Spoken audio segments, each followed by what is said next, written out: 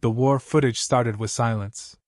Not the kind born of peace, but the kind that came just before something broke. The cadets of the Verilion Star Academy sat upright, posture perfect, faces blank, in the viewing chamber aboard Herald-class orbiting Command Node 9. Above them, a dome of holographic projectors flared to life. Commander Relek Vor paced the edge of the amphitheater, his carapace polished to a mirror sheen. Today's archive is from Cycle 2410 of Earth's conflict history. Do not look away. A few smirks. A few rolls of bioluminescent eyes. But Cadet Thalcon didn't smirk. He leaned forward. The footage began.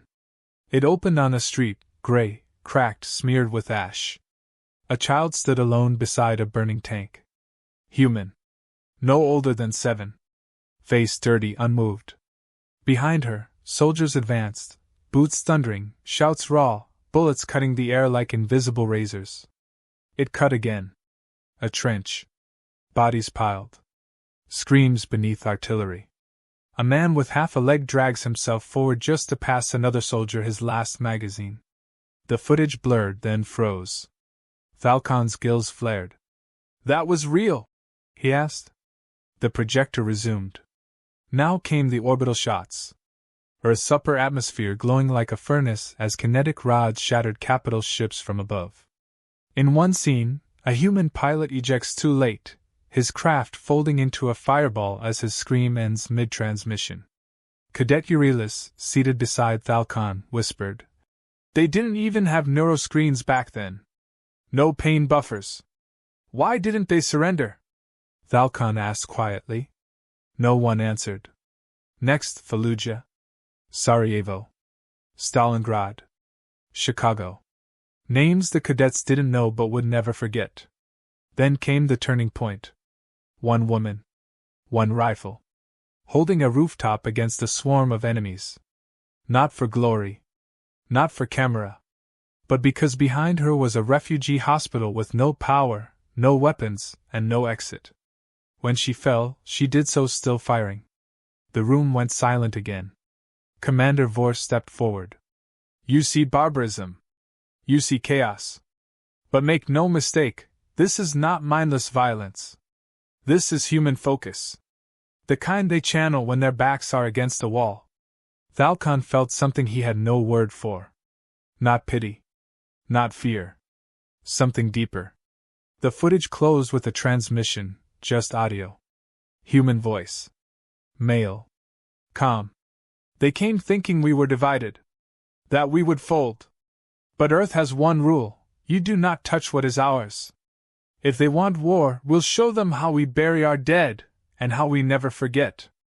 The room stayed quiet. Then Vor broke it. "You are warriors of the unified sectors. You believe war is strategy, technique, superiority. And you are correct." He turned toward the cadets, voice hardening. "But if you meet humans, and you force them to remember who they were before your treaties, before your codes..." He tapped his command rod to the floor. "You will wake in the grave." A chill swept the room. Dismissal came a moment later. The cadets filed out in silence. Thalcon did not. He stood rooted in place. Commander Vor approached. "Questions, Cadet?" "Yes, Commander." Thalcon's voice cracked. "Why show us this now?" Vor didn't blink.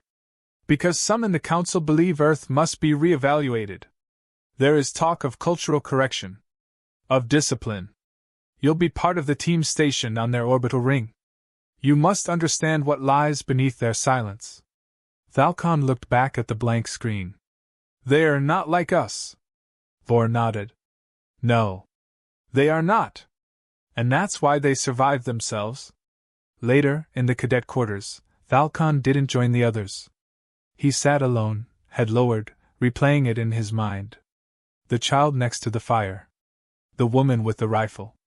The scream that ended mid-broadcast. Eurelis approached. "They've had peace for centuries now. They've changed." Thalcon looked up. "Have they? Or have they just buried what they could still become?" The next morning, orders arrived. Deployment confirmed. Earth orbital duty. 4 months. surveillance, and cultural outreach. Thalcon didn't speak during MEO rotation. He didn't attend combat sim. He didn't respond to his instructor's pings. Instead, he entered the administrative chamber and submitted his resignation. Commander Vor reviewed the digital slate. You forfeit all advancement. You disgrace your family. You abandon your sector. I know, Thalcon said softly. Vor set the slate down. Why? Thalcon met his gaze. I'm not afraid to die, Commander. But I'm not arrogant enough to die without understanding what I provoke. You think watching their past changed you? No, Thalcon replied. I think remembering theirs changed them. Vor stared for a long moment. Then he waved the resignation through. Then go. Before someone else forgets and reignites the only fire this galaxy has no water for. Thalcon bowed. And walked away. The shuttle to Earth's orbital ring coasted through the void, its hull glinting like a razor's edge against the stars. Inside, 20 alien cadets stood at attention, armored, silent.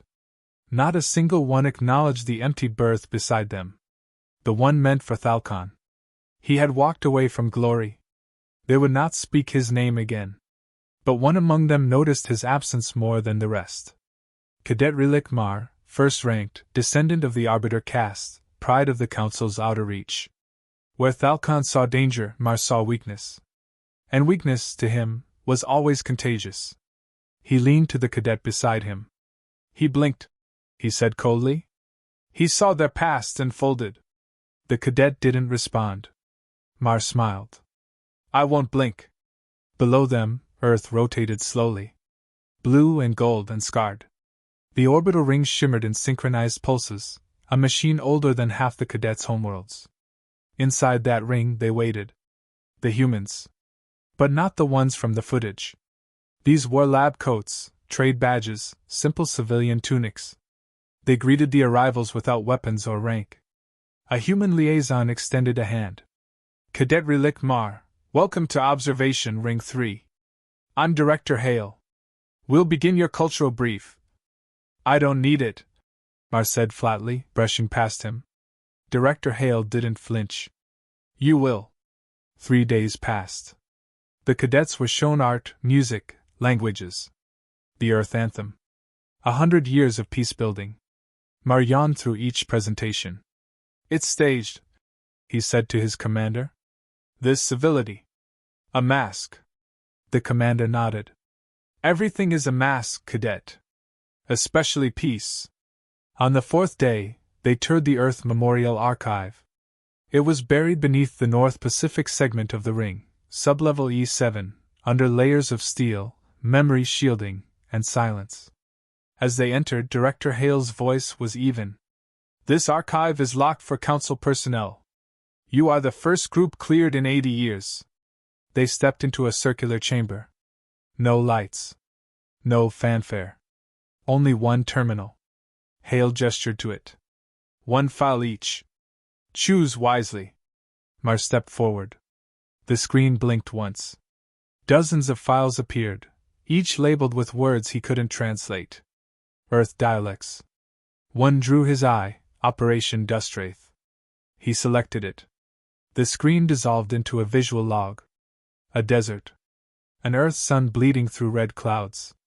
Human soldiers crawling on their bellies across a minefield. No aerial support. No shields. No reinforcements. A target, an alien missile silo. Timecode ran. The first human stepped on a mine. Lost both legs. He kept crawling. Another was shot through the shoulder. He didn't stop. A third, female, covered in burns, dragged the wounded, one by one, using her belt, her teeth, her arms until her skin tore from the strain. None turned back. When the last reached the base of the silo, he planted a device and whispered, "Tell my sister I finished the song." Then the explosion. When the screen went black, Mar stood still. He didn't blink. But something in his throat tightened. Director Hale said, "That wasn't victory. They lost that battle. Every one of them died. But the detonation delayed our fleet long enough for their evacuation ships to clear orbit." He paused. They knew that. And still they crawled. That night, Mar didn't sleep. In his quarters, he watched file after file, digging deeper into footage the Council never distributed.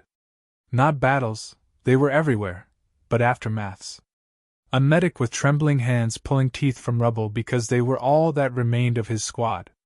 A general weeping alone in a trench when he realized the enemy had withdrawn days earlier and he'd killed ghosts. A child, face wrapped in ash cloth, saluting a flag over a graveyard of strangers. The next morning, Mar didn't report for training. On day 7, the human liaison invited the cadets to a lecture. It was simple. One screen. One speaker. A human woman, older, soft-voiced. She told them a story, not about a war, but about a school during the bombings of 2231. How teachers stayed behind to hold lessons underground so the children wouldn't grow up afraid. Was it foolish? She asked. Yes. But so was love. So was faith. And that's what made us more than what they tried to make us forget. Mar stared at her in disbelief. They weren't gods. They weren't monsters. They were fragile. But they didn't yield. Not even to themselves. That night, he requested a private channel to Commander Vor. It opened in seconds. Report, Cadet, Vor said. Mar didn't answer immediately. I watched everything. Good. I think I understand why Thalcon left. Commander Vor's voice dropped. You feel fear? No, Mar replied. I feel insignificant. They bleed the same as us. But they don't crack. Not when it counts. Vor said nothing. Mar leaned closer to the feed. If we attack them, if we force them to remember what they buried. Vor finished it for him. They won't just fight. They'll become the war again. Outside, Earth rotated silently. Unassuming. Warm. Kind. But Mar now saw the bones beneath. He walked to the observation window. Watched as the ring's outer lights blinked in coded rhythm. The pattern translated loosely to one phrase. Honor the peace. Remember the price. He swallowed hard. And for the first time since his arrival, he whispered to no one in particular. I don't think we win that fight. The room was silent, save for the steady tick-tick of the gravity stabilizers. Cadet Relic Mar stood at the edge of the conference chamber aboard Observation Ring 3, fists clenched behind his back. Across from him, Director Hale tapped a finger against a black cube the size of a human heart. You asked to see it? Hale said. You're sure? Mar nodded once. Yes. No one, council or otherwise, has reviewed this footage in 79 years. Not even the archivists. I said yes. Hale pressed his palm flat against the cube. The chamber dimmed. The walls dissolved. They were no longer in the station. They were standing in the heart of Severance Zone Echo, Earth, 2157. The visual reconstruction was precise. The air shimmered with dust. The ground was glass and soot. Buildings twisted like melted bones. Skies above churned blood red from atmospheric warping. And then the sound. Low at first. Like wind dragging metal. Then voices. Then screaming. Mar turned slowly. Behind him, humans fought hand to hand, starved, irradiated, exhausted. But they didn't stop. Not when limbs shattered. Not when lungs collapsed. Not when their own wounded begged them to leave them behind. They fought with fury that didn't stem from orders, but from memory. You shouldn't have shown me this, Mar muttered. You asked? Hale said calmly. No. I needed to see it. Mar stepped through the projection.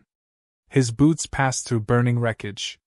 His eyes followed a single human, a young man dragging a grav-pack bomb toward an enemy tank. His spine was half broken.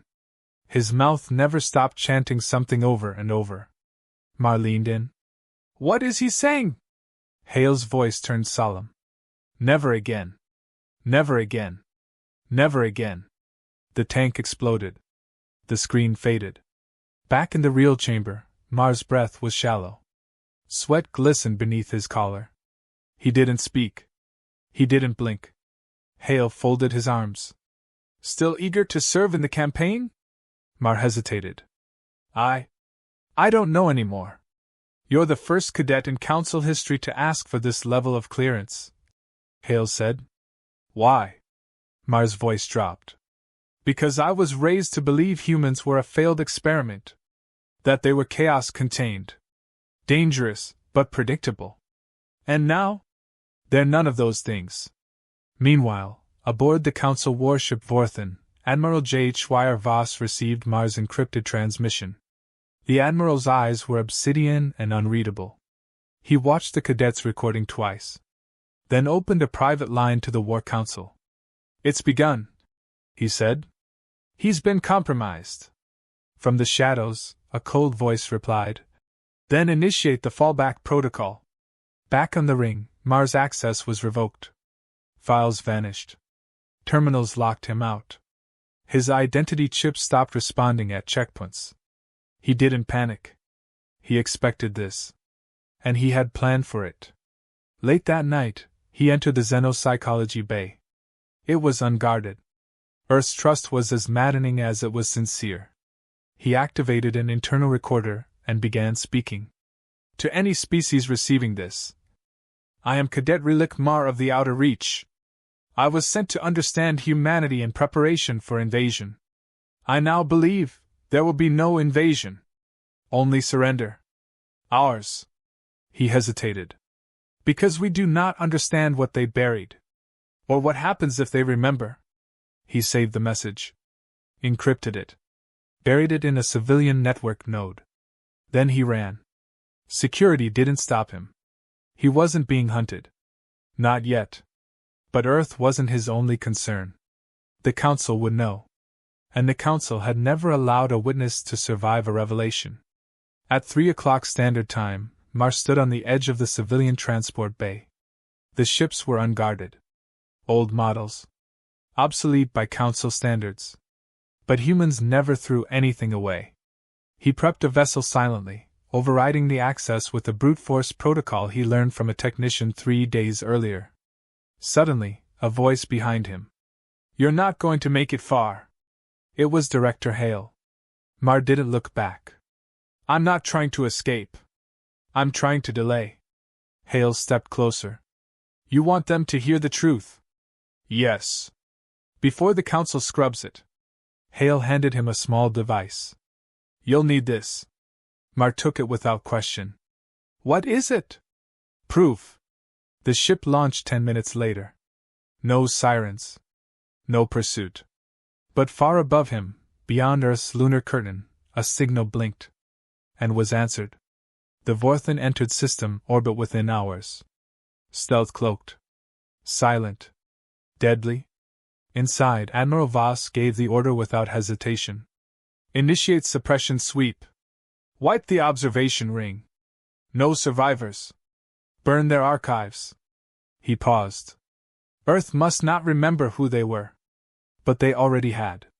On the orbital ring, emergency lights flared crimson. Sirens shrieked.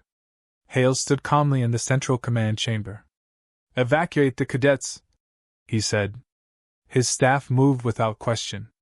And then, without a hint of emotion, he opened a comms link labeled Severance Trigger. The system asked, Are you sure? Hale nodded. Yes.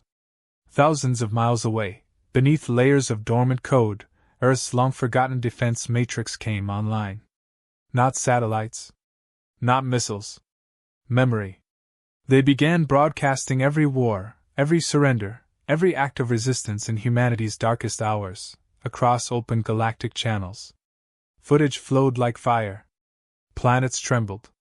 And aboard the Vorthen, Admiral Voss watched as hundreds of his own crew froze, staring at monitors. The same words whispered across lips on every deck. They survived this? They did this?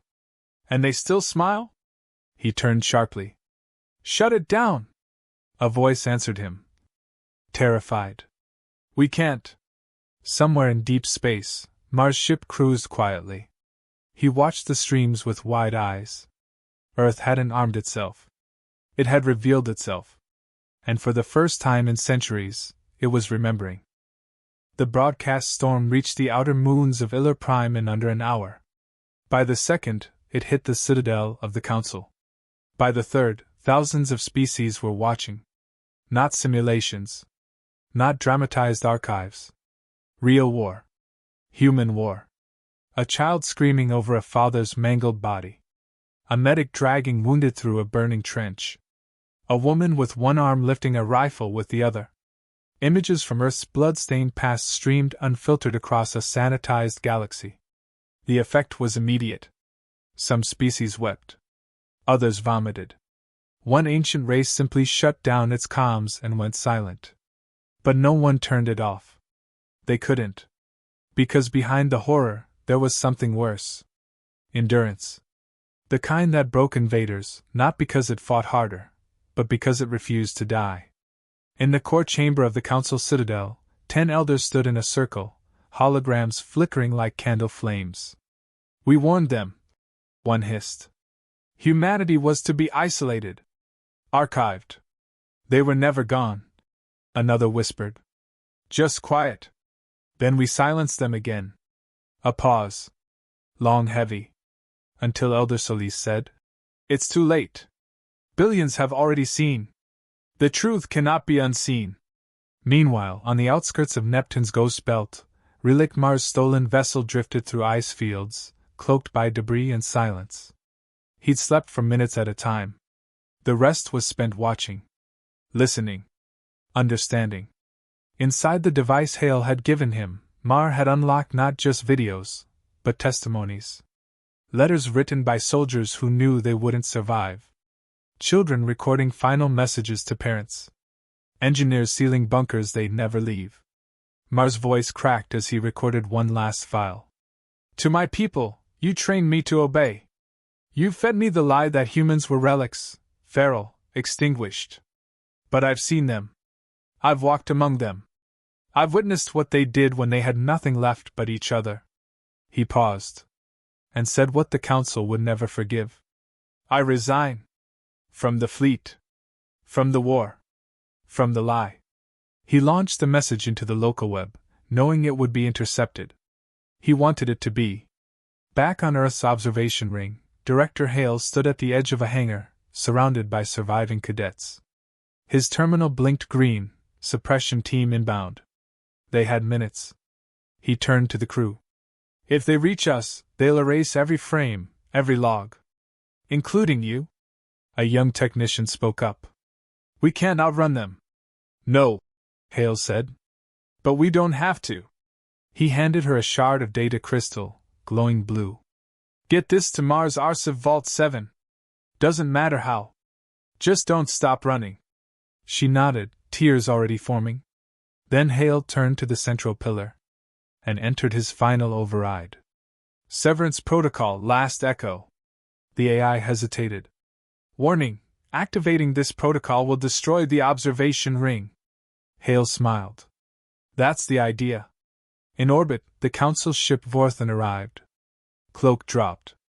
Weapons primed. But before they could fire, the entire ring bloomed, a silent, blinding nova.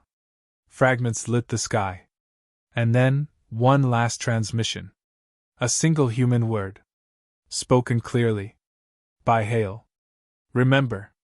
The Vorthan's captain stood frozen, face lit by flickering flames on the view screen. They had expected resistance. But not this. Not self-sacrifice. Not humans choosing death just to preserve truth. He issued no further orders. There were none left to give. In the following days, Mars' resignation spread faster than the footage. Across 1,000 colonies, cadets and soldiers began questioning orders. Some disobeyed. Some deserted. Some simply turned off their helmets and wept. One by one, cracks appeared in the Council's silence. Weeks later, on a neutral moon station, Mars stepped off a battered shuttle. Waiting for him was someone he didn't expect. A human. Young. Scarred. Eyes sharp. "Relic Mar?" she asked. He nodded. "I'm Alina," she said. "From Archive Cell 12. He blinked. "You're one of the keepers?" "We all are now." She handed him a small case. Inside, a data sphere. Sealed. Still warm. Mars stared at it. What's in it? She smiled faintly. Hope. Your message. And the truth. You gave us time. Now we give them choice. Far across the stars, council systems trembled. Empires built on amnesia began to crack. Treaties failed. Alliances frayed. But something deeper stirred beneath it all. Fear. Because it wasn't war the council feared most. It was remembrance. It was Earth, remembered. It was the thought that the humans weren't extinct. They were just watching. And one day, they might decide to come back. Final image. A frozen battlefield. 2 boots, human, pressing into alien soil. A flag. Not raised. Just planted. No sound. No anthem. Just the wind. And the words etched into the pole's base. We were never gone. You just stopped looking.